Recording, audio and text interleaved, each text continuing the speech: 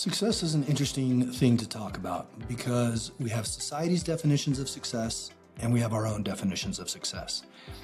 And the tricky thing, I think, for most people is to clearly understand that society's definitions and your own definitions don't have to match. They absolutely can be completely separate from each other. So I think when we start talking about success on a personal level, for me, personal success is actually a really easy definition. Do you get up in the morning, look in the mirror, happy, excited, ready to take on the day, knowing that you're living a life of purpose, knowing that people want to engage with you, knowing that the work that you're going to produce that day is going to be of outstanding quality. And then when you wrap up that day, you're going to feel happy and satisfied. You're going to feel complete and ready to move to the next step. That's personal success. It's really simple. Happiness, excitement, engagement, and fulfillment. If you start with finding your own sense of purpose, personal success is guaranteed. It's an easy answer. When you start talking about professional success, this becomes, again, an issue of, are we talking about society? Are we talking about you? Society's got a list, right? A house, a spouse, 2.5 kids, 1.4 pets, white picket fence, got an SUV. Made it a little higher up the rung. Now I've got a sports car. Made it way higher up the rung. Now I've got a McLaren and I've got a house in France. Okay, great. If those checklists make you happy, I am the last person to tell you, don't check those boxes. Feel free to check them. But again, those are society's definitions, right? So if you're looking for success, then you have to decide what that means for you at any given moment. It might mean promotion. It might mean a raise. It might mean you get into the C-suite. You've been so recognized by the company that you work for that you're now going to be put in charge, not just of a team, but teams of teams of teams. And that's a great measure of success. But success can also be a little simpler than that. It can simply be, did you do what you're supposed to do on a professional basis to the absolute best of your ability, to the best of everybody's ability, and were you recognized for that success, right? Because if you check those three boxes, you're going to get a raise, you're going to get promoted, and you're going to keep going up that ladder until success becomes something that only you care about. The rest of the world will already know that you're succeeding.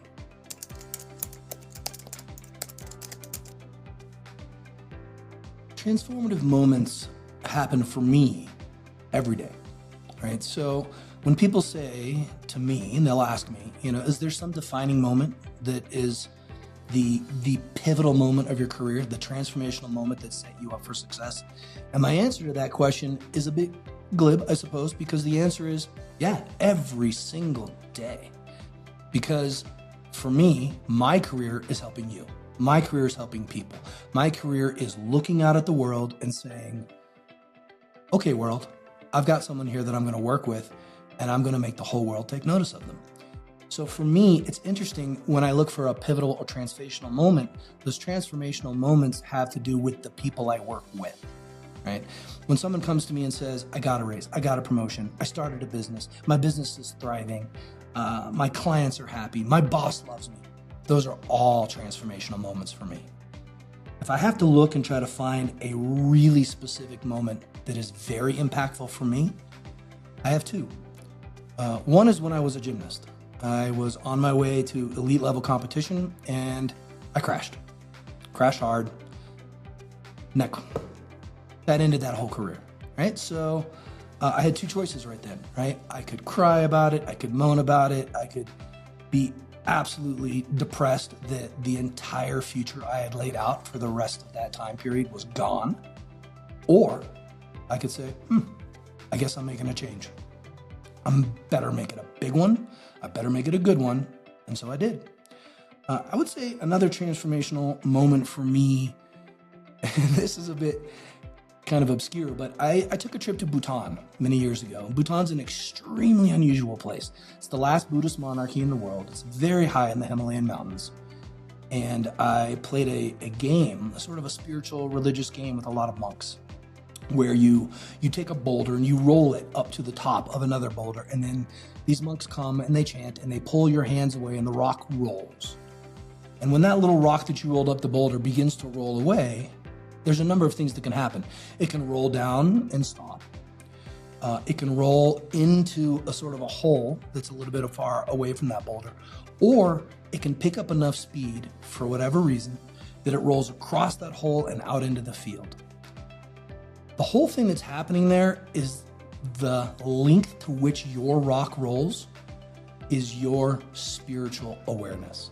It's what you've accomplished in this life, past lives, whatever you choose to believe. My rock rolled really, really far. So it was a very interesting moment because I'm not a Buddhist, but I respect Buddhism.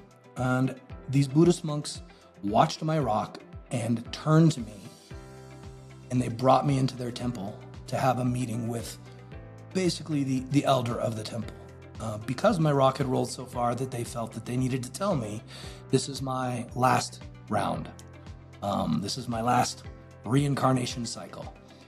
And again, I'm not a Buddhist. I don't necessarily believe or disbelieve. That's a subject for another time. But the transformational moment was looking into the eyes of this very old, very spiritual, very wise man who simply thanked me. That's it. He just thanked me for being here on this planet at this time.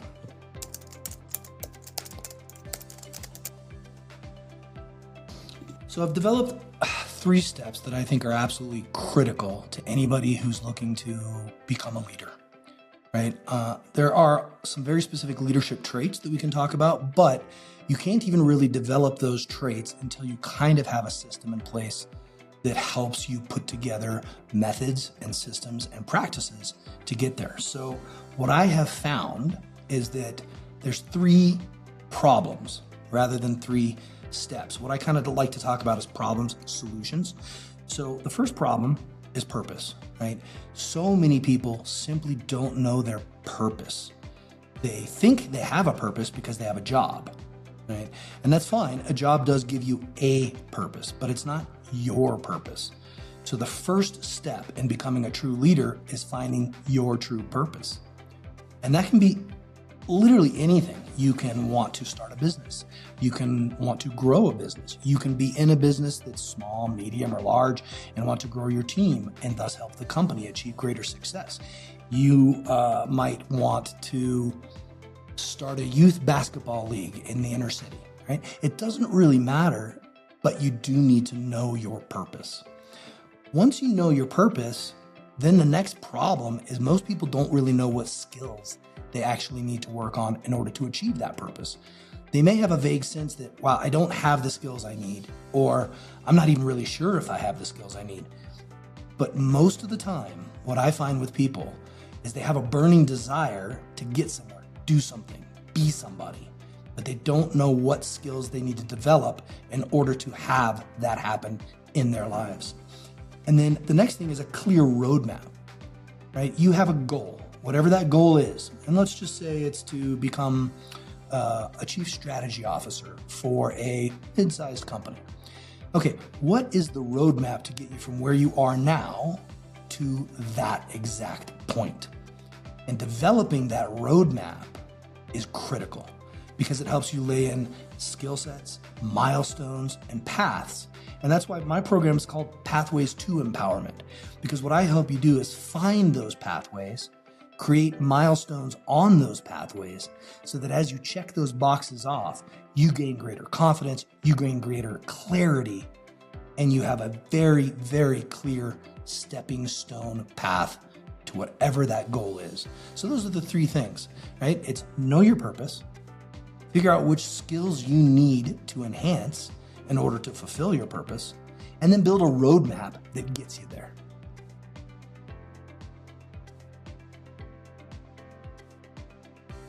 There's a lot of mid-level managers in this country that want to move up. I mean, it's almost, right? It's become a bit of a joke, right? We saw it in The Office, and we see it in all kinds of sitcoms, this mid-level manager. So when people are at a mid-level management position, much of the time they're there and they're not really ready to be there. The problem we have in modern culture, and this isn't just America, this is worldwide pretty much, we don't teach people how to teach people. We don't teach people how to lead people. We don't teach people how to build and nurture teams. What we do is we teach people how to be very good at their job. Then what happens is they're so good at their job, someone goes, we should promote that person. Now suddenly they're no longer doing their job. They're now supposedly leading other people to do the job that they were previously so good at. These are completely different skills. And when you move up from there, you're no longer leading a team, you're leading teams of teams, right? And when you get all the way to the C-suite, now you're leading teams upon teams upon teams. We have a hierarchy, and in some of our corporations, these 20, 30, 40, 60, 100,000 people corporations, the layers between you and the bottom person on the team that you're in charge of can be staggering. And we don't teach that skill set at all. There are very few colleges that even have a course in leadership development. It's sometimes part of an MBA, but realistically, if you're going to become a leader, if you're going to move up to mid-level manager, and then from mid-level to executive, and then from executive to C-suite, you've got to be working on the skills that have nothing to do with the job you were previously so good at. And there isn't a good place to go and learn those. And that's why I do what I do. I teach people those exact skills. So the challenges that people face as they want to move from mid-level and up is skills. They need to learn a new skill set.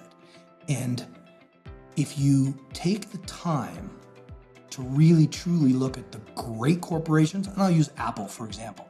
Apple actually has an internal university, Apple University.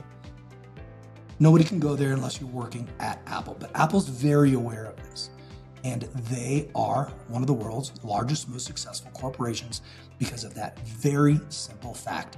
They teach people how to lead other people. So if you're trying to move up and you're not sure how to do it, or you just got that first promotion and you're kind of freaking out, this is why. Because you've not been given the skill set that you need.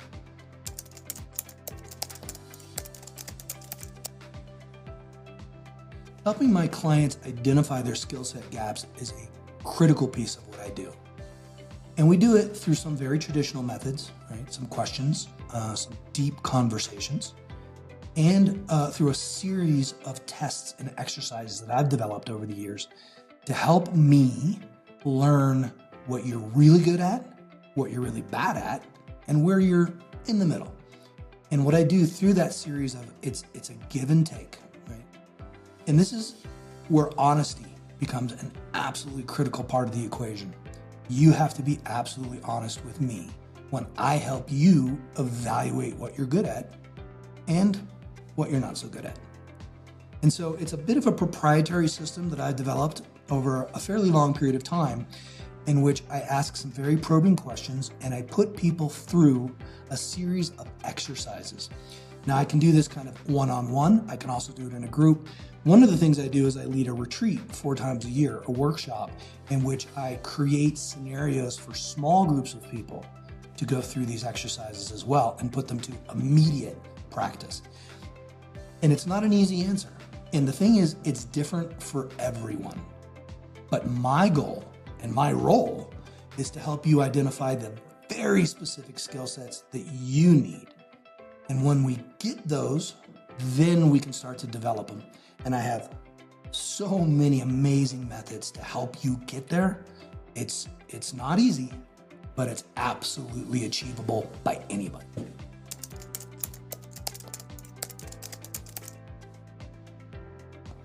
There's a lot of life coaches out there that talk about transformational coaching and achieving your full potential. In my context, helping you become a leader, what my definition of full potential is developing the skills in you that make you become a natural leader. Now, some people are born with this to some degree, but even they spend a lot of time refining and working on these to become a truly great leader. And what I want to do when I talk about unlocking your full potential as a leader is I want to help you get to the point where you are so confident and so secure in what you say and do that people gravitate to you. People turn to you. They look to you for guidance. And that guidance can be anything. It can be a youth group pastor leading a group of teenagers. It can be an executive leading a 20,000 person corporation. It can be a sports coach leading his team to physical achievement and success on the field. But the full potential that I help you unlock is becoming a gravitational leader. Right? And I use that term because to me, it's the most critical piece of becoming a leader. I can teach you the skills, I can teach you the mindset, but we'll know we've made a breakthrough when people gravitate towards you.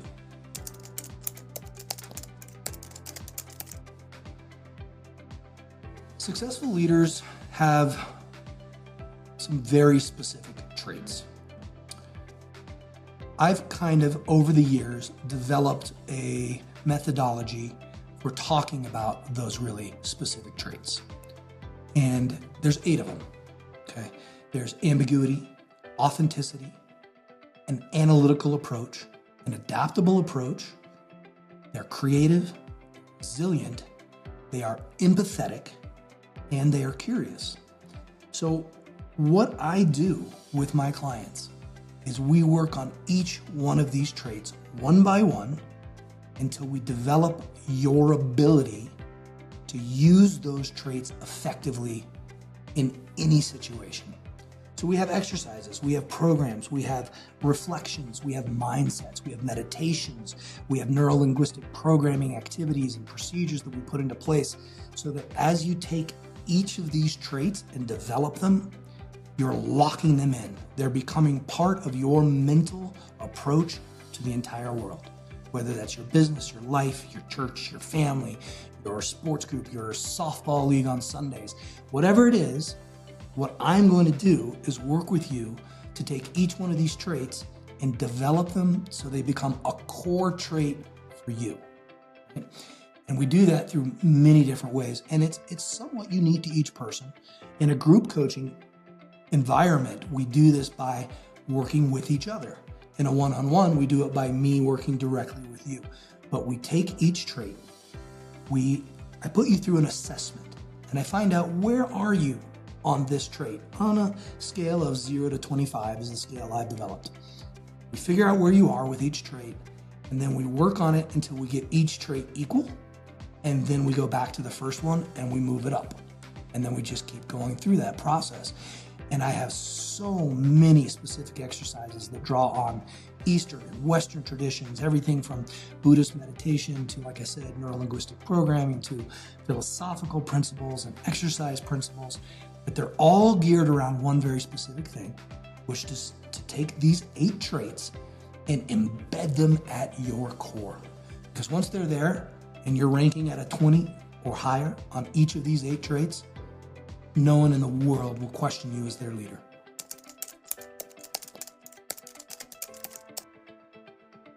When we talk about leaders and what they bring to the table, right, there are traits that they bring and there are skills that they bring.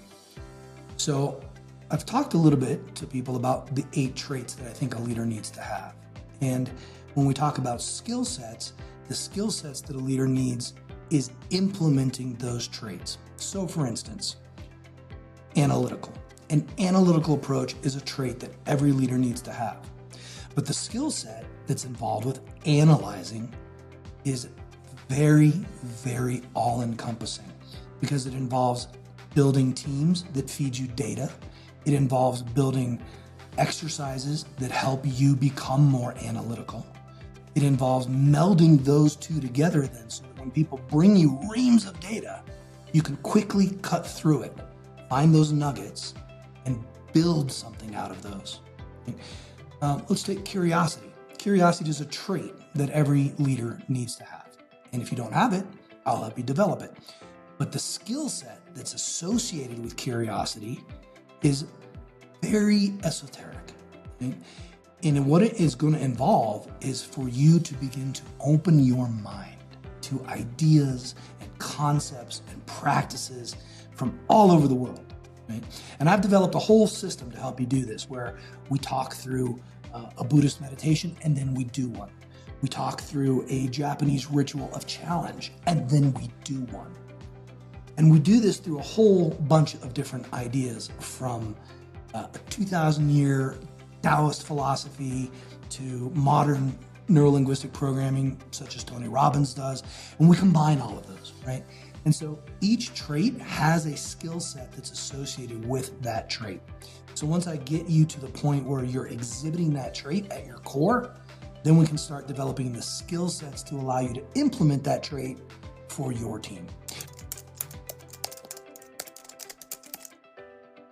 So many people feel stuck in their career. I'll tell you this, right? I have never met a mid-level manager who came up to me and handshake, greeting, I ask them what they do, and they say, I'm a mid-level manager, and the excitement pours out of them, right? Well, that's the problem, right? You have to be excited and engaged about where you are now, because then you'll do a better job at what you're doing now, and then you'll be recognized for doing that, and then you'll begin to move up. So one of the very first things that you need to do is change your mindset, right? You need to stop feeling stuck, right? Because feeling stuck, you're blaming the world. You're not looking internally, you're looking externally. You don't stick yourself into a hole. You don't stick yourself into a tight space where you can't move. The world does that to you, right? So this is the very first thing we have to do. We have to take that mindset, crack it, throw it away, and develop a new mindset where you're not stuck, you're not stagnant, you're moving forward. Right?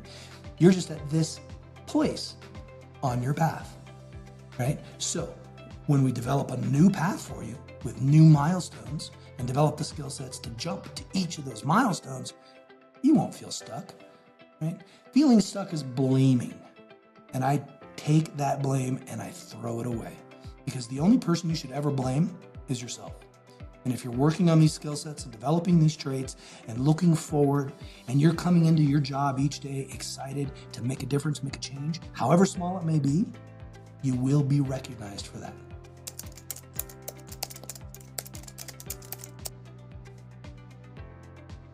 Mindset is going to be the foundation for everything that you do that causes your career to catapult, to skyrocket. Because if there's a given 100 people at 100 companies working roughly the same job as you do, I need you to become the one that has the mindset that you are the absolute best at what you do. That foundation, that fundamental building block of who you are, is going to be the springboard for everything you do after that. How do we develop a good mindset? Well, it starts with actually going pretty deep, right? Because your mindset is the product of your behaviors, and your behaviors are the product of patterns, and patterns are the result of your entire life, going back to when you were a baby.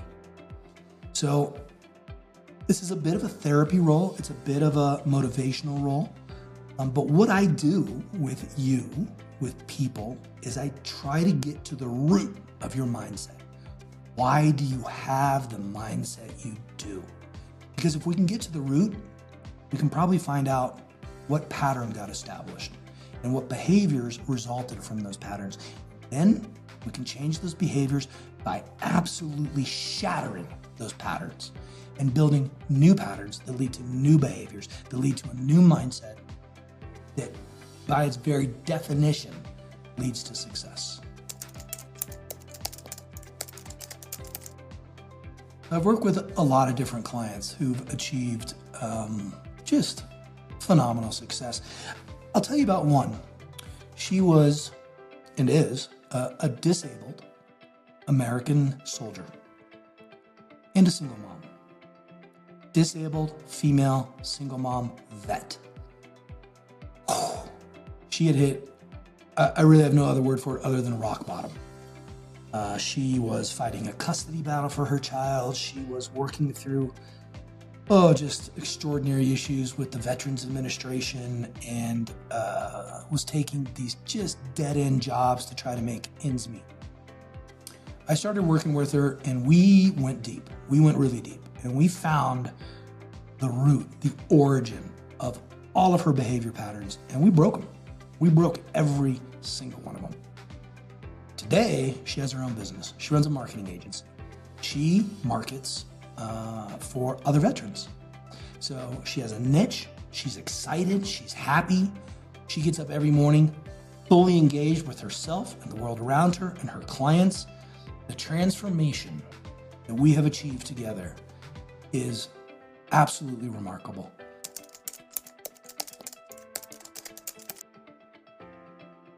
In working with people who want to move to the next level, whether that is quitting a business and starting their own or moving up the leadership chain, you cannot lose sight of the personal aspect of all of this, right?